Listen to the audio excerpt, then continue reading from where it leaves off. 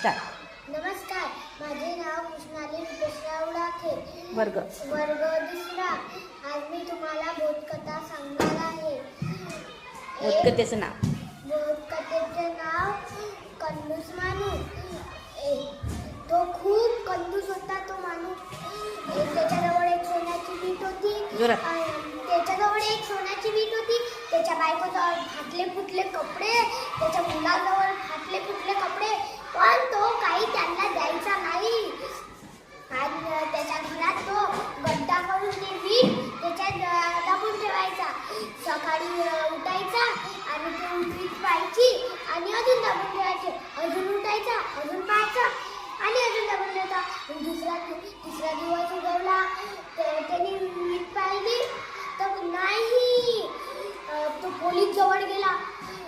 साहेब साहेब, माझी सोन्याची वीट हरपली. साहेब म्हणाले, मी तुम्हाला तुमची वीट शोधून देईन. दुसऱ्या दिवशी तुम्ही उद्या माझ्या इथं हजर राहा. मग तो गेला.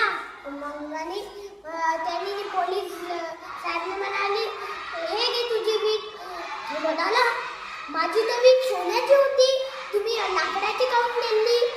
मग आणि तो म्हणाला, याच्यातही काय त्याच्यातही काय फरक, तुम्ही तर दाबून ठेवायचे आणि सकाळी उठून पाहायचे. म्हणून हे दाबून ठेवा आणि सकाळी उठून पाच जा. मग तू धन्यवाद.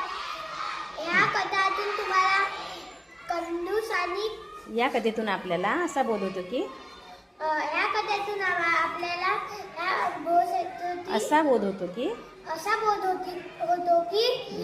कंजूसपणा करावे नाही. आपल्याजवळ असलेल्या संपत्तीचा उपयोग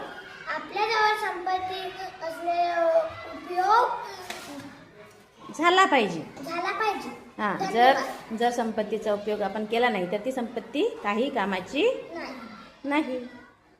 धन्यवाद.